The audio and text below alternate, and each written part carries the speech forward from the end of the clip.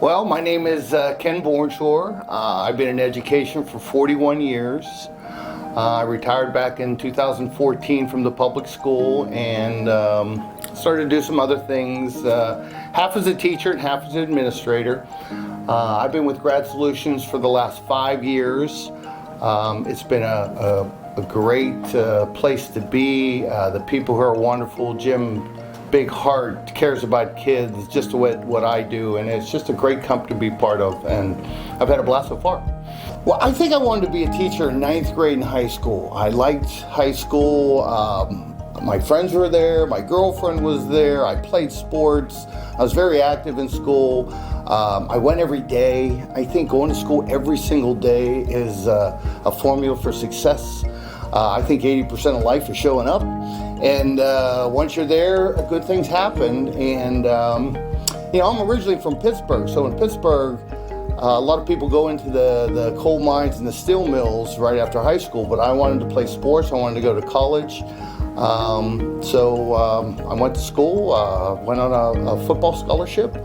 And here I am. Well, I don't know about that, but when I went to college, to become a teacher, I was the star quarterback in high school, and then when I went to college, I played football, and I was a human tackling dummy, and my grades weren't very good, and I wasn't doing very well at sports, and I really wanted to quit. And I went back to see one of my coaches, my assistant coaches.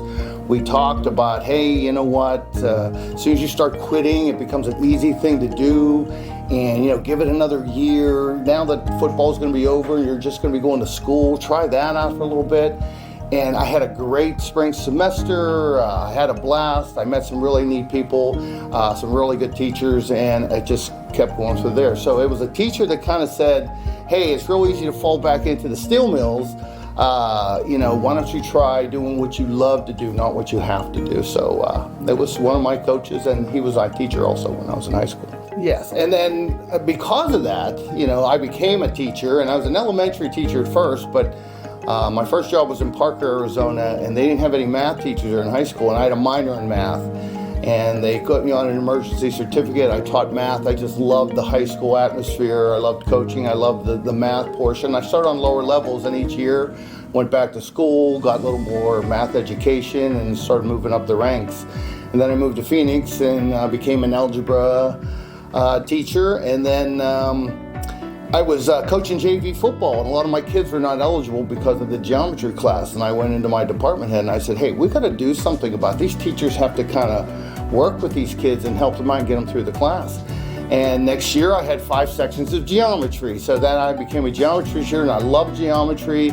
I was a football coach, coaching the offensive line through geometry and angles and how tackling and blocking and things like that through angles, and it just kind of all worked out for me, and it's been great. Well, math is kind of tough because these kids will say, well, when am I going to use this when I get out? And I always go at it like the problem solving, the decision making process of it. It's like, you may not use these equations and stuff, but it gets you through the problem solving. So maybe someday when your car's not working and your babysitter's late and you got to make all these decisions on how you get through your day, math is going to kind of help you think through things and problem solve, and who do I call first? What do I do next? And how do I get through this? So I always take a look at it as, problem solving skills is probably the best way to do it. Yeah, I do. I think social media and all the technology has played a big role in it.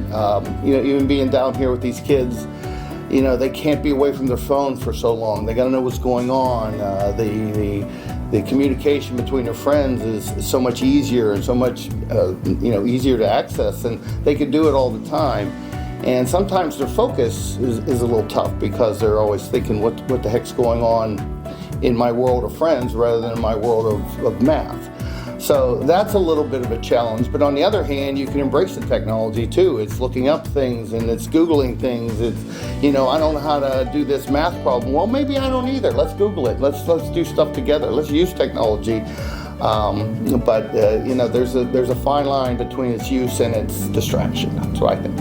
And when I just started out, the big deal was, can they use calculators or not? Why won't you teach the kids how to use the calculator rather than say, no, you can't use the calculator.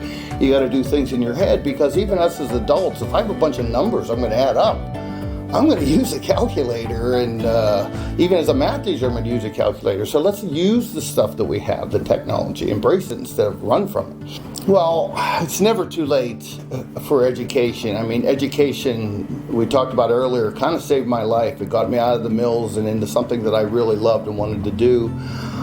It's never too late. And here at Grad Solutions Smart Schools, I mean, I have kids that are, 33, 34, 35, and my heart goes out to those kids that want to get their high school diploma, or for some reason didn't get it, and they're coming back to get it. And I know there's a lot of kids that I have, I don't call them kids because they're adults, but a lot of these adults that I have that they can't move up. They're an office worker, and they can't be a manager until they get their high school diploma, which is ridiculous because they're probably very good at their field, but different companies have different reasons for what they do. So they come here to Grad Solutions and get it, and my heart goes out to them, and I'll do whatever I can to help those out. And a lot of my tutoring in the last 5 years has been smart school people, because they want to learn it. They don't want to take shortcuts. They're excited about it, but I don't know what kind of geometry is going to make you a better office manager, but again, it makes you think, and it's a sense of accomplishment that they like. So I really enjoy that portion of it, the smart school portion. I would like to say, for the kids at Grad Solutions Smart School, I have never had, in 5 years, again, I've been doing this for 5 years at Grad Solutions, I've never had more thank yous in the last 5 years than I had in my whole entire life. You can tell these kids have kind of went to public school, kind of got pushed in the corner, or they ditched. The teacher didn't know they were there. When they come back, it was no big deal. Teachers have 35 in a classroom with 6 people not there. It's a whole lot easier to deal with. These kids here are so appreciative of what I do as a teacher. Please, thank you, the respect. It's like they're getting one-on-one. It's like people that care.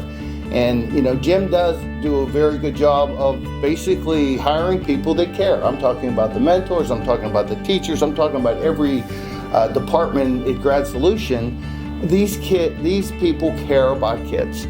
And I just want you to know, when you come into our program, that's exactly what you're going to get, from the very, very top to from wherever in between. We care. And I see that you guys appreciate us. So Grad Solutions is a great place to be. It's a little bit more freedom than the regular school. It gives you some weekend stuff, gives you nighttime. If you have to do something, you can do it. If you have a job, you can do that stuff. And we're here to help you out. That's why I'm here. I'm here Monday through Thursday from 10 to 2. I'm here at this hub for right now. And you come down and need some math help, I'll be glad to help you out.